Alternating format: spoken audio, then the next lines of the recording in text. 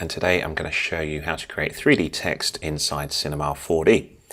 So 3D text is a bit of bread and butter work for 3D animation software, and in Cinema 4D it's really easy to do, and we're going to create this type of text effect here.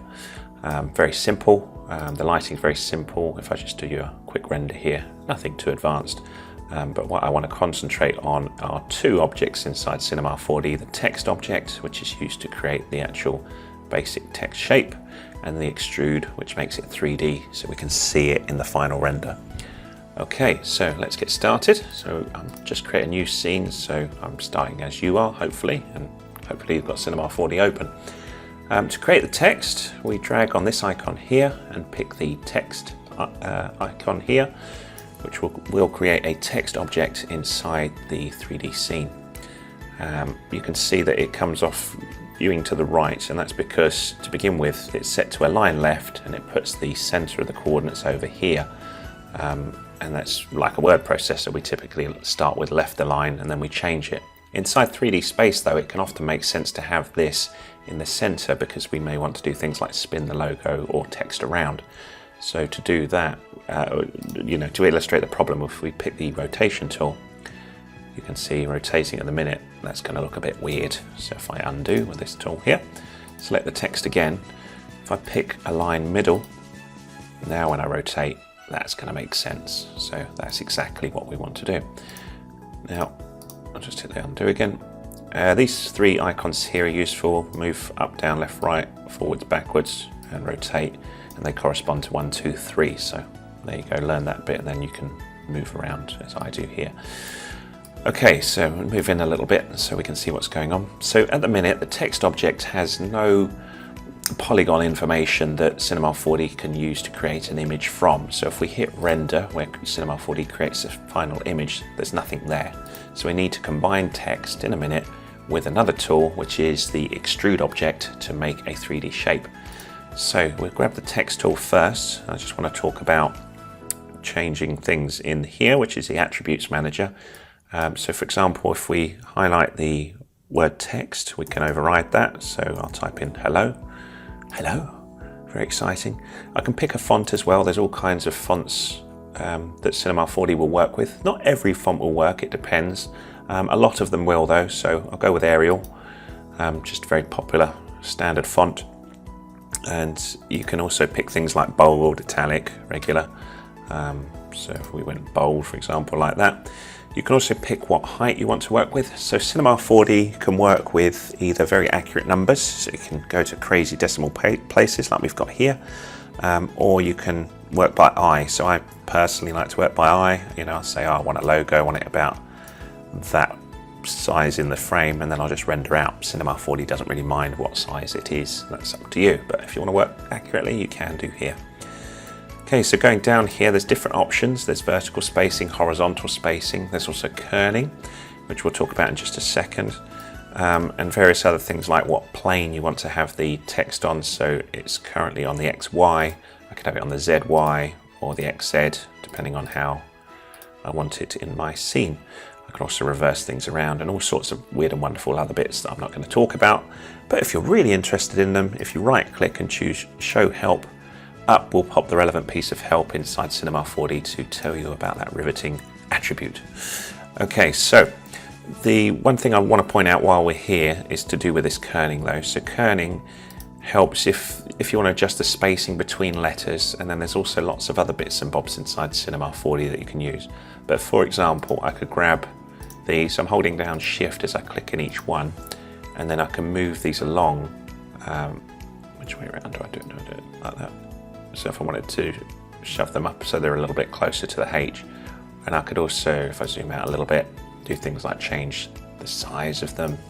I could pop the height up and down, and I can do this individually or in groups, so you can grab any ones that you like so, and move them around however you see fit, and you can come up with all kinds of weird and wonderful shapes, but still have it as if we click away with one object. So as I move the object around, it stays in that shape. That's quite a hideous looking text effect I've created, so I'm going to use my undos, which is Command Z or Control Z on a PC, or you can hit them here until we're back to the point where I hadn't broke my text horrendously. Okay, so we've got the text here. You've seen a little bit about kerning. In this case, I'm not going to bother with kerning. Just wanted to show you it's there. And to make that 3D, all I do is drag on this icon here and choose extrude. This adds an extrude object. Now, there's two ways of doing this. If I just do it manually without pressing a button, I then have to drag and drop the object that I want to affect in it, like so, and then it becomes 3D. But a more efficient way, if I undo that, have the text highlighted, and then when you drag and release on the word extrude, hold down Alt on your keyboard, and it will automatically put the active object as a child inside the extrude and make it 3D. So it saves you a step. So that's quite a nice thing to have. So, and there we have some 3D text all ready to go. Looking a bit boring at the minute, but we'll hopefully fix that, make it look a bit more interesting. We're not going to do a full lighting setup here because that's obviously going to take time. I don't want to bore you to oblivion in this tutorial. I just want to talk to you about these two tools. Okay, so we've got the extrude here. What can we do with that? Well, one thing that's clear if we zoom in is, yes, we have 3D text, but it's quite boring looking in that the edges are extremely sharp. And when you see 3D text in real life, it's normally got some form of rounding on it. You can have it dead straight like that, of course, if you like, but that is to do with caps and rounding. So if you're on the object tab here of extrude, you can change things like the depth. So if I type in 30, it'll get thicker. I'll go back to 20 because that's quite a nice size for this. Sorry. And then click on the caps and go fillet cap, and you can do it for the front and the back. And then you get like a step. In this case, it is a single step, which makes the cap a bit smaller than the sides. And then the more steps you put in, the smoother that fillet will become. So now we're getting that nice rounded text that we see so much in real life and on 3D text that you see on the TV. So I've got my 3D text here, as you can see. And there's one thing that you can hopefully see, which is if I turn off the extrude, it's changed from my original text shape. And that's to accommodate that big old fillet cap that I've put in. And depending on how big that is, you can either manually adjust it here and say, you know what, I've got to adjust that radius down. I've got to do it on the back as well. So you can have different ones on the front and the back, of course. Or the other way I could do it is say, try and give me that. Let's just change those. But try and constrain it in the shape, and then Cinema 4D will do its best to try and give you a decent size fillet, but constrain it to the original shape. And sometimes you want that on, sometimes you don't. It just depends. You can get like a blockier looking text by going outside of the original shape, which you might want, you might not. But yeah, just to show you can do it. So I'll narrow that radius down slightly. Okay, so I've got my rounded text, and then we've got the shape of the text here, so that's good. And the next thing that we really need is some sort of color on it. I think we've covered everything that's important. Oh no, sorry, there's one more thing I want to talk about, which is fillet type. So the fillet type refers to how this goes from this point to this point, and in this case, convex gives this nice rounded shape. Let's zoom in so we can see what's going on. And if you want to change to a different one, there's linear, which is very boring. It's just a straight line, no matter how many steps you do. There's the convex that we looked at. Concave goes the other way around, which creates quite an interesting effect, like this weird step in. Half circle, which I quite like. That's the one I chose in the end. One step, two step, engraved is another popular one. So I'm going to go with half circle, and then I'm going to show you one other thing, which is putting materials onto 3D text. Now, of course, I could talk for hours about materials. It can get very complicated, but I want to hit home a couple of very simple points here about materials.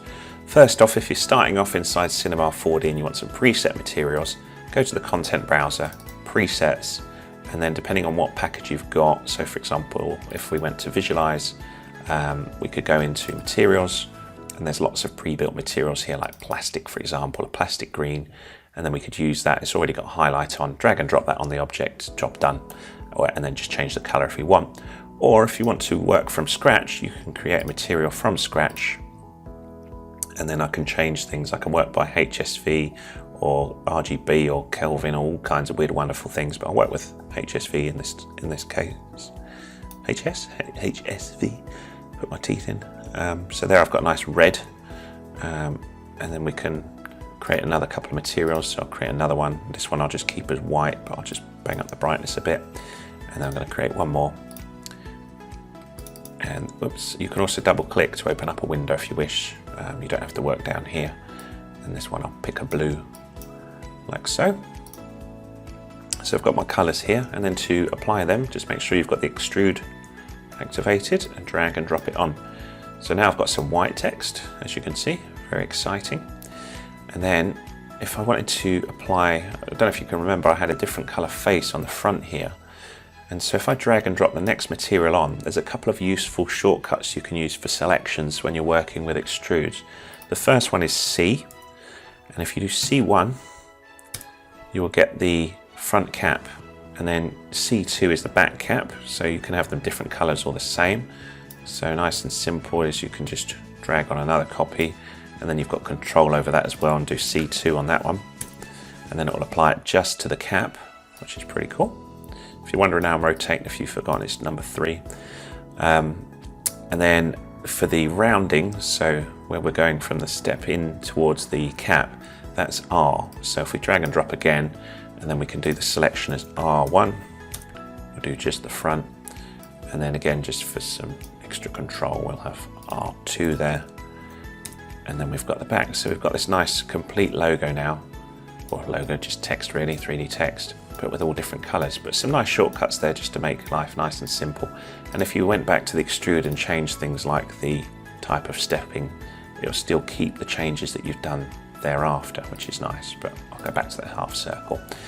Okay, so from here, of course, you need to do some lighting and make it look a bit more interesting. It's looking a little bit flat there, so you could do things like add lighting to the scene, nice backgrounds, get nice shadows going on. A real quick one, if you want to have just a bit of shading in there, is you can go into the render preferences, which are here, the render settings, and go to Effect and choose Ambient Occlusion. And this will just add a bit of kind of shading onto the curved parts of the surfaces, and it adds a bit of interest. So I'll have a look what it looks like, just bang on, and you can see we've already got detailing coming in there. And you could either leave it like that or mess around with some of these settings just to change how this is. So I've got a nice bit of detail going there. I could up the accuracy maybe, make it a little more accurate, a little smoother. So I've got just a bit of interest going there, and then you can play with these. So you could try going the other way. I think it's probably smaller one, but we'll try 200, and we'll try the other way. So we'll try 20. I'm looking for the, yeah, maybe it was the right way it was. Try 80. You can have more samples, but yeah, that's looking all right to me. So we've got a bit of interest on there just from the ambient occlusion. You could also add all kinds of weird and wonderful lighting effects, but that's really for another tutorial. So you've got the output here. One thing that I just want to point out as well is if you want to render this out, sorry, we'll have a look at the render settings again, output, and then there's loads of pre-built in settings, or you can type your own ones in. But for example, if I wanted an 800 by 600, and then I could just check that's still in the frame there, which it is, and then choose on those settings, save. There's different save types I could have, like TIFFs, bitmaps, JPEGs. You can even go out to Photoshop formats and have things on separate layers, like the materials, lighting, reflections, highlights, all those sort of things on separate layers if you want. And then just either choose a save file format there. You can go up to massive output resolution as well. I forgot to mention here, like ridiculously big, or use the presets here, but it's huge settings. I can't even remember how big it can go, but massive, like tens of thousands of pixels, I think now. What else was I going to say in render settings? That's about it on render settings that I wanted to mention. So, and then you click this one here, which will render to the picture viewer. And I actually had another one in there, which I'm going to talk about in a second. But there we go. So we've got our image, and then just go File, Save As to save it out.